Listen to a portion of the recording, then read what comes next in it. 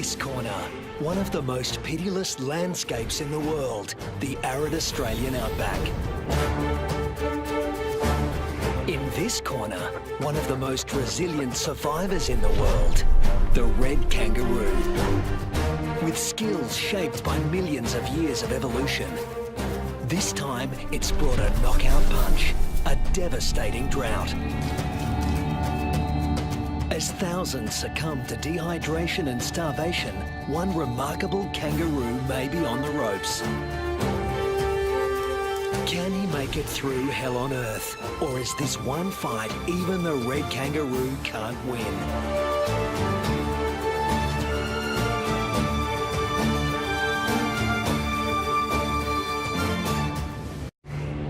Australia, the oldest continent on the planet. Almost 3/4 of it looks like this.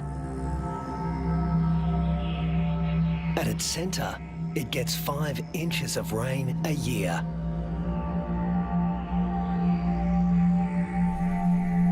The mercury can hit 110 degrees Fahrenheit. But the hardest part for those who live here is the climate's unpredictable personality. This is a place where there are no true seasons, only moods. To make it here, you need to be able to roll with the punches and shift gears in a hurry. The acknowledged master of that art in the Australian outback is the red kangaroo, the largest marsupial in the world.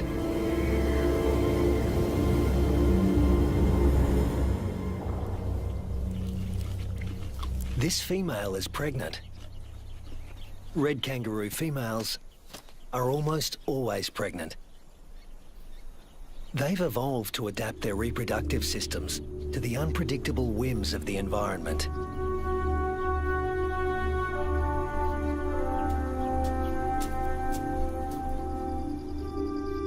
At any given moment, a female can have 3 offspring to care for, each at a different stage of development.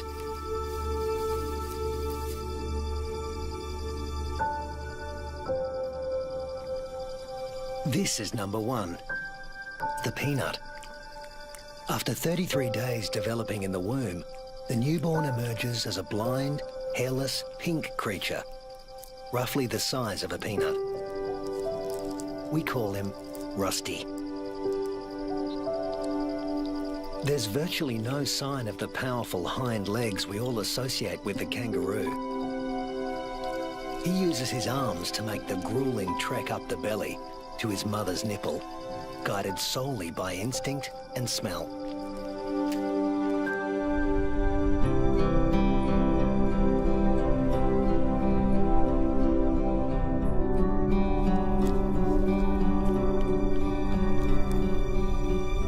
Almost immediately, the female goes into heat again, releasing hormones that stimulate ovulation. Once fertilized, the mother's endocrine system puts the development of this new embryo on hold. That's number 2. Its progress won't be kick-started again until the peanut reduces his suckling. Number 3 is the joey, who's spending some time suckling from outside the pouch and some out on his own in the big wide world.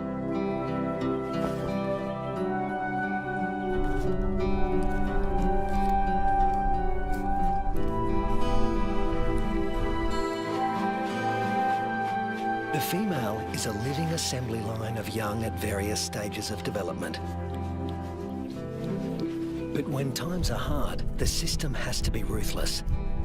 She will cut off nutrition to the peanut in her pouch, and when it dies, she'll restart the embryo's development to take his place.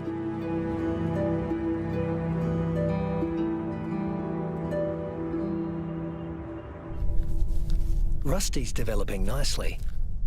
He's beginning to resemble something like a baby kangaroo.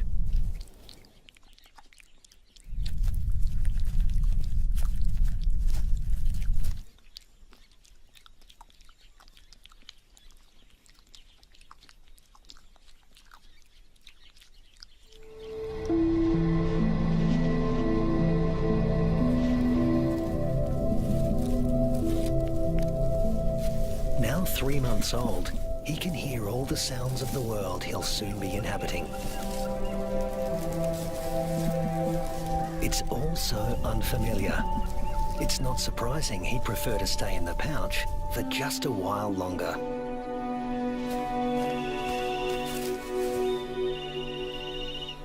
There's plenty of...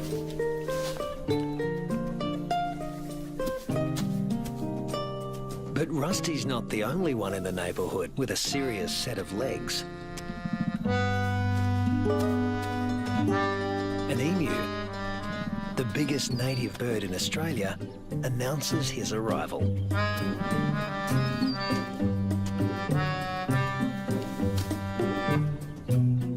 His skirt of feathers absorbs 80% of solar radiation, leaving the skin underneath cool. And this dad needs a cool head. In the emu world, dads take on all parental responsibility. The chicks will be under his wing for 18 months. Not exactly the red kangaroo way. Males are pretty much deadbeat dads. They leave as soon as the young are conceived. Rusty also still relies on his mother for food and protection, so he tends to stay close. But apparently he's also got an independent streak. Maybe there's even more fun out there. Soon he leaves the rest of the mob and is in uncharted territory. Not a good place for a baby kangaroo to be.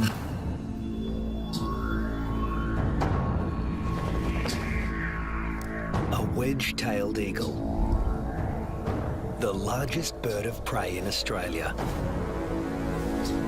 And it likes to take young kangaroos. Mum realises she doesn't know where Rusty is. But the eagle does.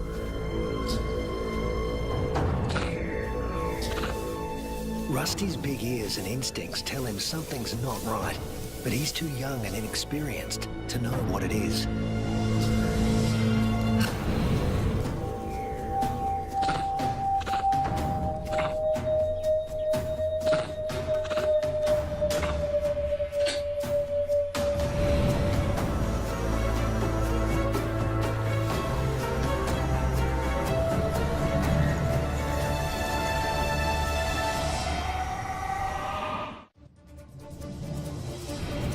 No sooner has Rusty left his mother's side than he's in trouble. With the bone-crushing power of her talons, the eagle could seize Rusty and drag him to his death. But suddenly, there's a flurry of panicked activity nearby. A rabbit is running for its life.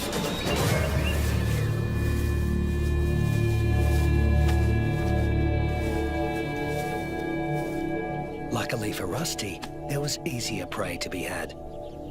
This time,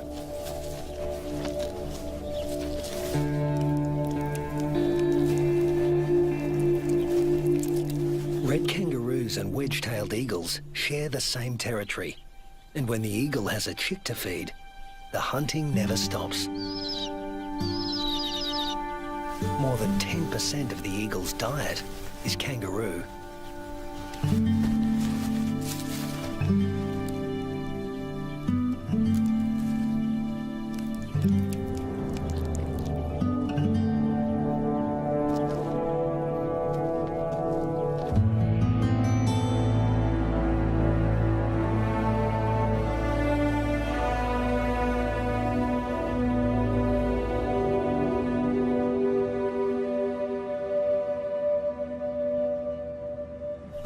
Rusty is now 8 months old and a full-fledged joey, a juvenile that spends all his time outside the pouch.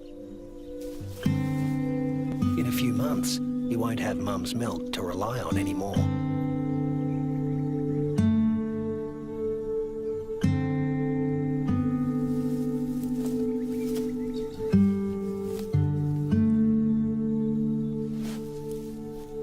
father will start tapering off his milk supply because there's another bun in the oven and it needs the nutrition. Mum's body now produces two totally different types of milk. A more dilute one for his tiny sister and a richer one for him. Each dispensed from its own nipple.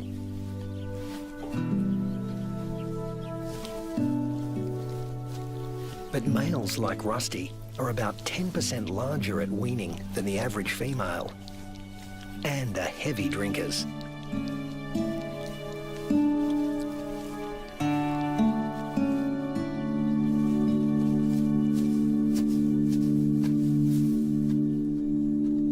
This is the kangaroo version of tough love. Rusty's mother cuts him off completely. Her milk is needed elsewhere. And Rusty is off to explore his wider world.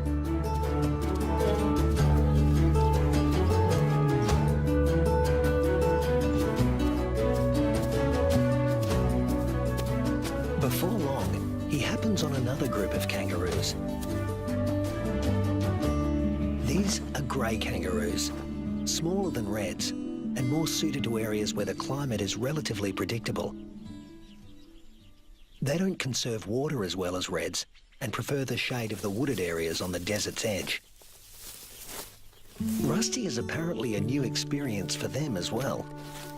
It's like a get-together with distant relatives you've heard of but never met. Slightly awkward.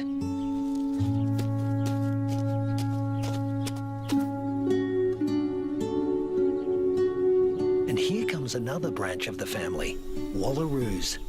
Marsupials somewhere between red kangaroos and wallabies in size, who frequent the rocky outcrops looking for shade and water. If you live in a desert, water is a treasure, and its presence is never guaranteed. With no true seasons in this part of Australia, the only certainty is unpredictability. A waterhole is a gift from the heavens for many creatures. Emus, reds and wallaroos all gather to drink. But the relentless sun is turning the mud around the waterhole into clay, laying traps for the unwary. Rusty is not driven by the same intense thirst as his grey cousins. Reds have a kind of super kidney, which concentrates their urine, so they hold on to more water. While the greys have to drink more regularly. Their thirst sometimes drives them to unwise decisions.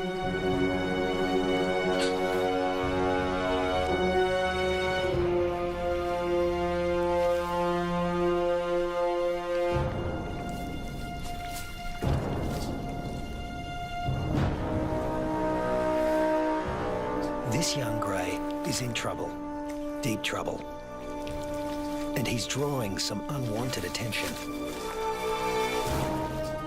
A dingo. Dingoes will gladly take a young kangaroo under any circumstances.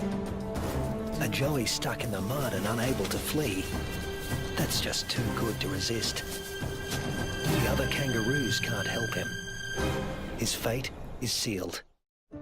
Even at the tender age of 18 months, Rusty has the good sense to get out of Dodge in a hurry. Now he's on the road again, in search of a good meal. He's still an adolescent, and burning through energy at a faster rate than an adult.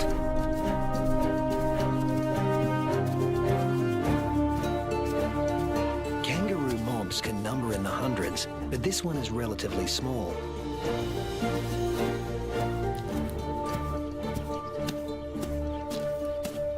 And Rusty's appearance on the scene has caught another male's attention. They're around the same size and the same age, perfect sparring buddies. Game on. But this This isn't a life or death battle.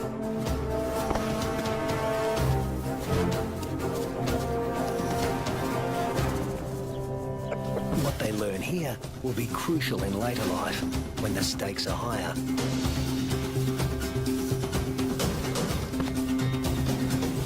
Long arms for wrestling win fights, and females want winners.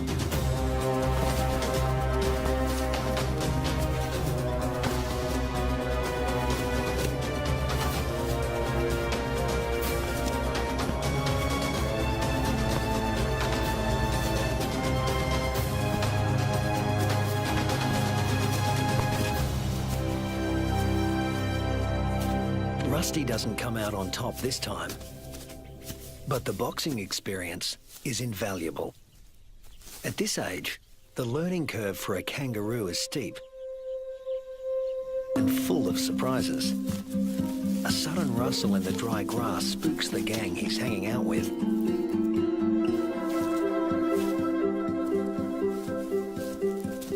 But Rusty's the curious type. A shingle-back lizard, heavily armoured and with a thick tail that looks a lot like its head. Thus its other name, the two-headed skink. Rusty wants to know what he's supposed to do with this. Make friends? Try to box with it? Eat it? The lizard doesn't seem suitable for any of these activities, and Rusty eventually gives up on the relationship.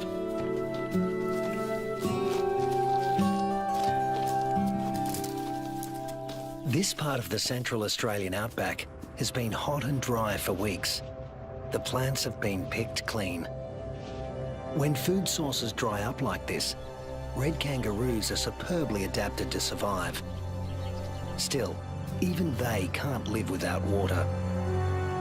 But something is happening 100 miles away.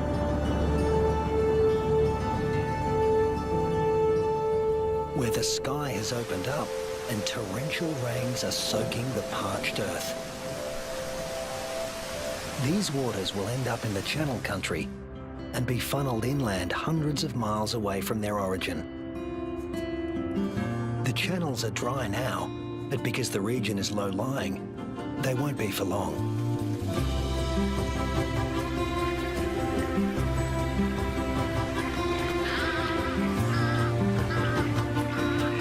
And what was once an arid wasteland begins to revive.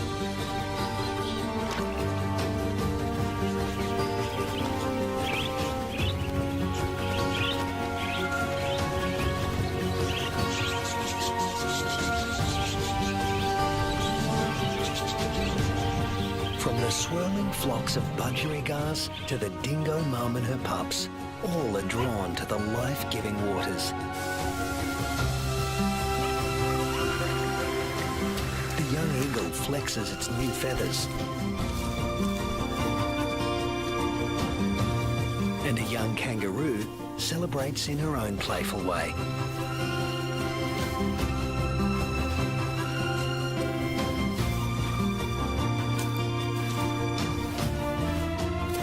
Emus are water guzzlers, and adults can drink up to 4 gallons a day. Like all emus, the chicks revel in a cooling bath.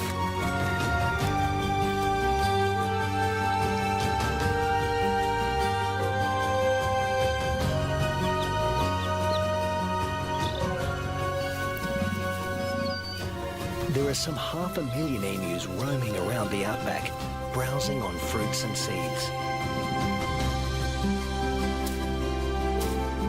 And what's good for the emus is also good for the rest of the ecosystem. As they move through the bush, they scatter the seeds of the flowers and fruit they've eaten along the way, which will sprout and become new plants.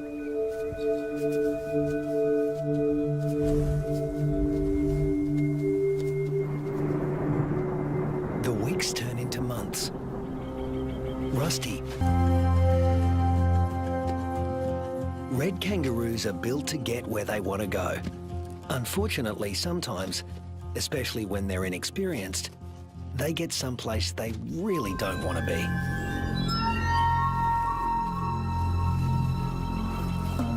The inland taipan is the most toxic snake on Earth. There's enough venom in one bite to kill 100 full-grown men.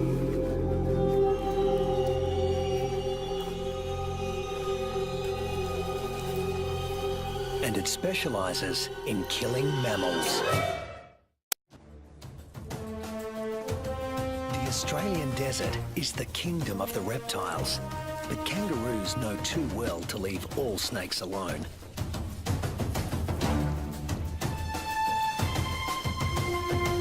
Brown snakes kill more humans than any other snakes in Australia.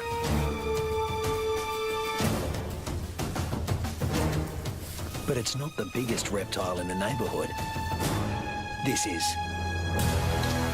The Parenti, reaching 8 feet long, venomous and fast on its feet. A large Parenti will eat a small kangaroo. But today, it's got its eye on an eastern brown snake.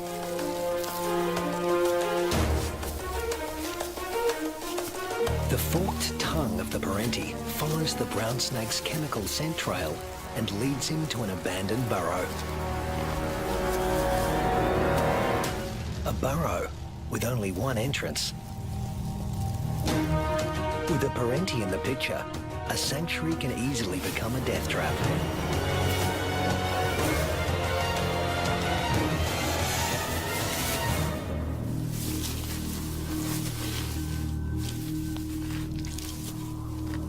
The body of one fearsome reptile disappears into the body of another.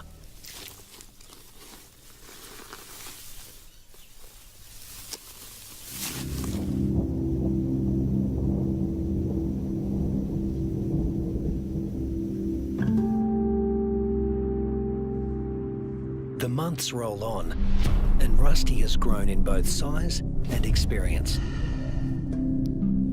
He weighs 150 pounds now and has dozens of sparring matches under his belt. Today, he finds himself with a mob he's met before. The one with the tough male who intimidated him last time.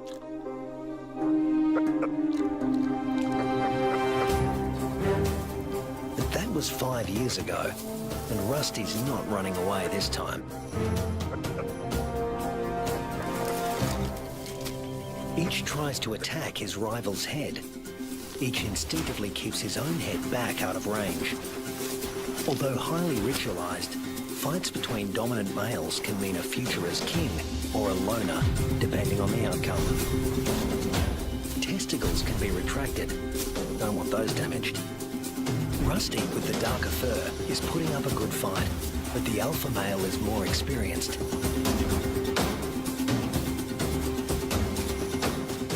Females don't care who wins, just so long as he's got good genes. But Rusty is younger than his opponent and in top fighting form.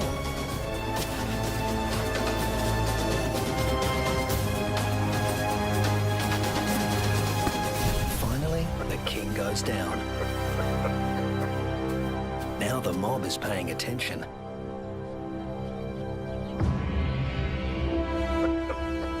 Rusty's the top male now, and to the victor go the spoils.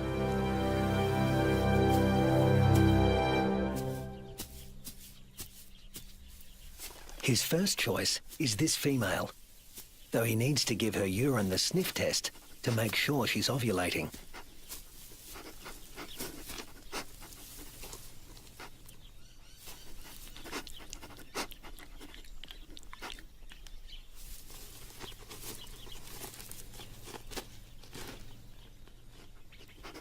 She's ready. But Rusty has only a brief window of opportunity. She may only be receptive for a matter of hours. Better get to it. Mating doesn't take long, or wouldn't if there were only one female to consider. But Rusty's got miles to go before he sleeps. He's king kangaroo now, and in addition to regular mating duties, he'll have to fend off other young roos who'd like to knock him off his throne, just as he did his predecessor. But that's not all Rusty has to worry about. The temperature is soaring and the land is drying out. Evaporation is sucking the life out of everything, flora and fauna alike. You can never tell when the weather will change, only that it will. And that's the origin of some of the red kangaroo's most amazing adaptations. They're masters of heat regulation.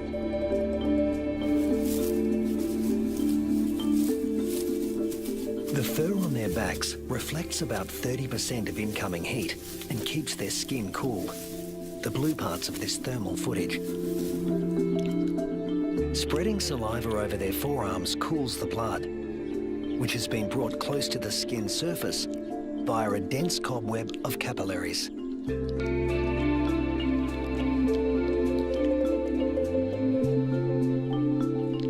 With temperatures simmering above 100 degrees for over a week, a third of the males have already become infertile. If these temperatures were to continue for 3 more months, the number would more than double. Reds defend their sperm by licking their scrotums to keep them cool. And in contrast to their battle strategy of retracting the scrotum, males let their testicles hang way down below their overheated trunks, keeping them about 7 degrees cooler than at their cores. The sand, even a few inches down, is cooler than at the surface. Red kangaroos dig until they reach cooler soil, and then,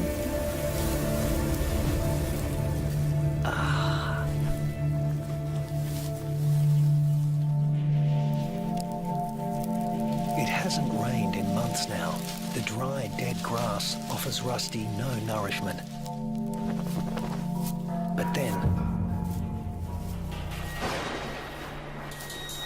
unfortunately, these are dry electrical storms.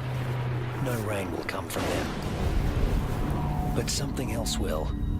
Something worse than hunger.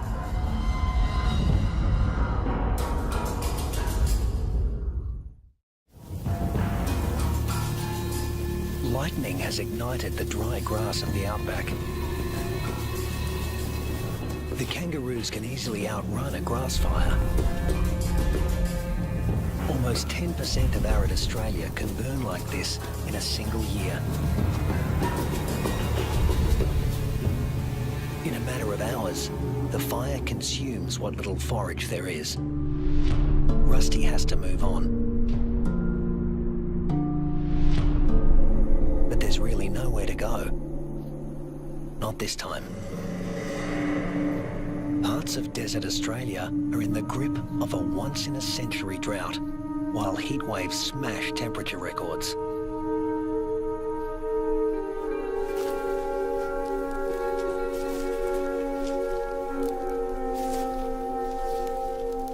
Nothing that lives here has ever experienced anything like it, Rusty included.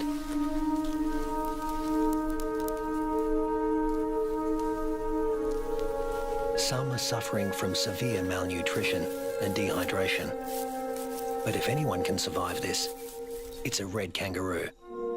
Human bodies are about 60% water. Rusty's is over 70%. Even in a heat wave like this, he can survive levels of dehydration that would kill most humans.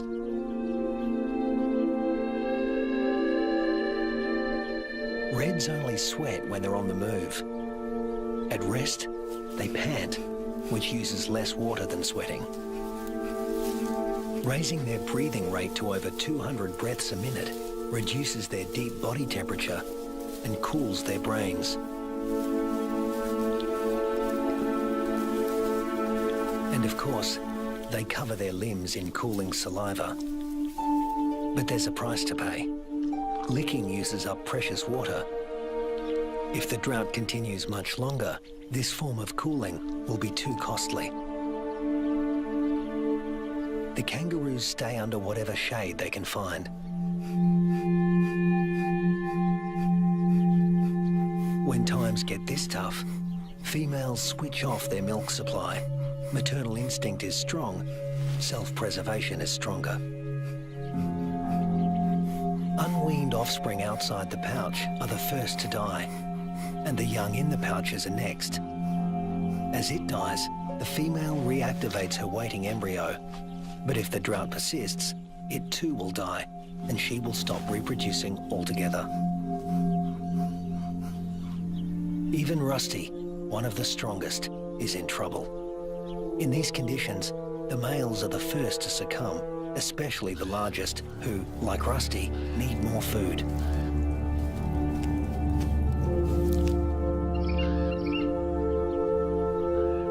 The demise of the red kangaroos is the wedge-tailed eagle's bounty.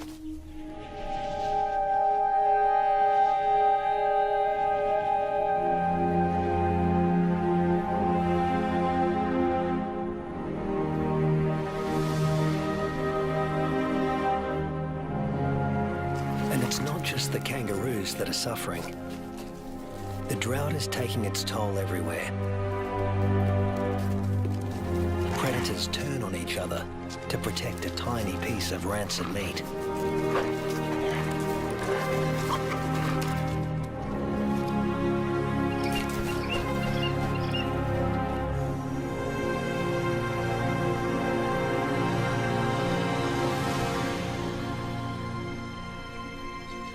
This is the last remaining waterhole.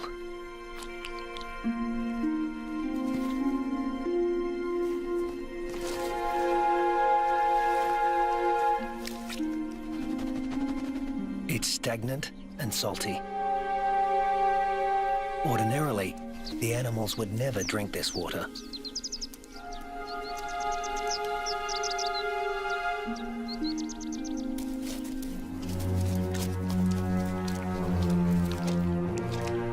But desperation drives them. The drought makes for uneasy bedfellows.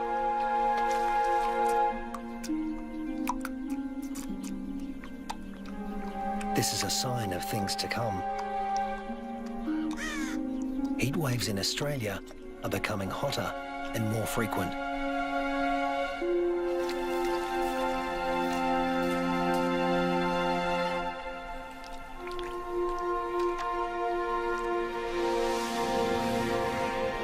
The intense dry heat continues and the casualties mount. Among them are many of Rusty's offspring. In some parts of these desolate lands, drought can kill 8 out of every 10 kangaroos.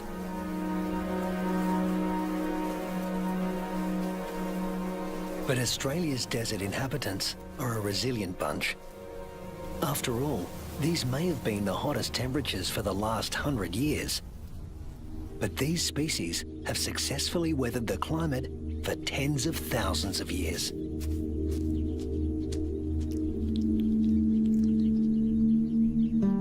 And Rusty is still here, conserving his energy and biding his time.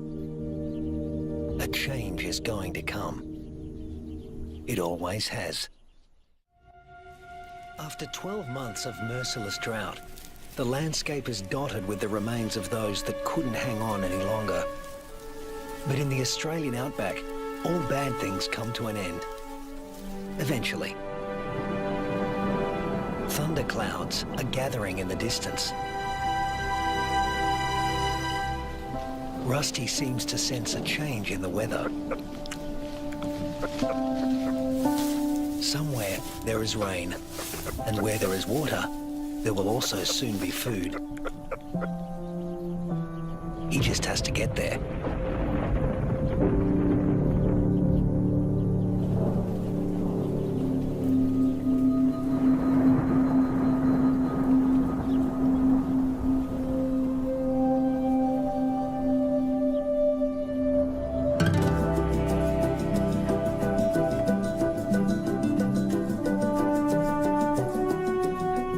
With what remains of his ebbing strength, Rusty heads in the direction of a storm.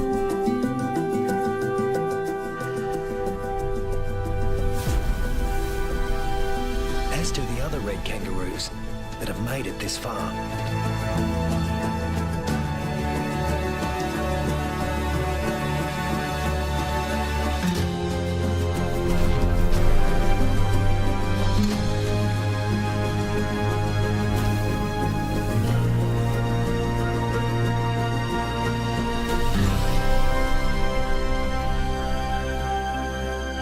When Rusty reaches the area watered by the storms, he finds a world restored by rain.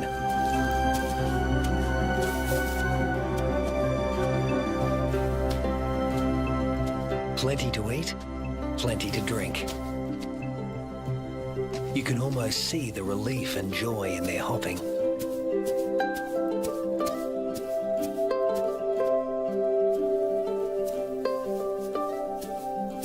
They will stay here and take in the nourishment.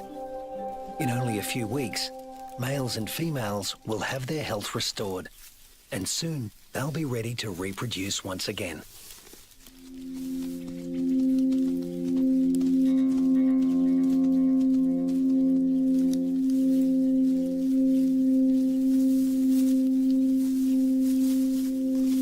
But before that can happen, they have to make it through this. A pack of hungry dingoes.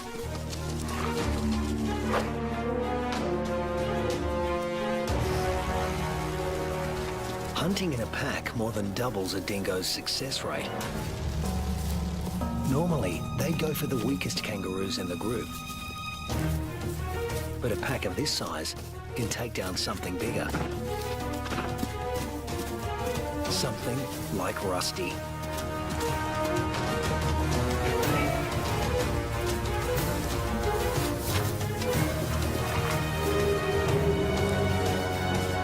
Luckily, his strength is completely restored, and he can travel at full tilt.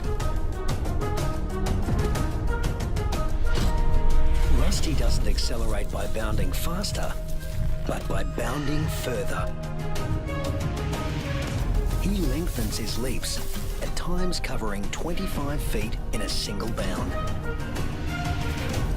Once he gets past 10 miles an hour, Rusty rockets along with little extra effort, while the dingo's forelegs need to move ever faster.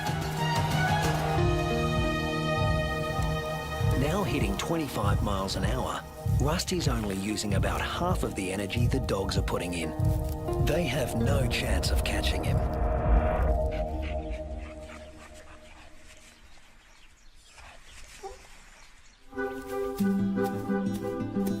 Now Rusty can turn his attention to replacing the offspring lost to the drought.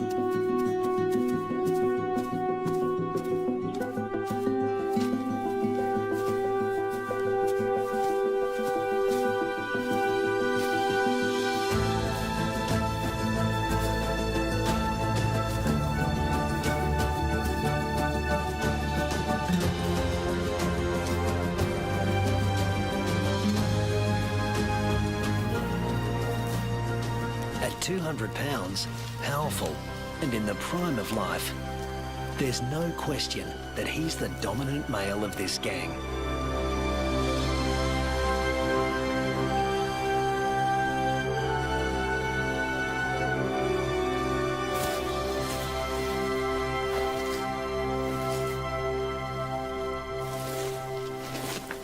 The young he fathers will need an advantage to survive a world as harsh and unpredictable as this one.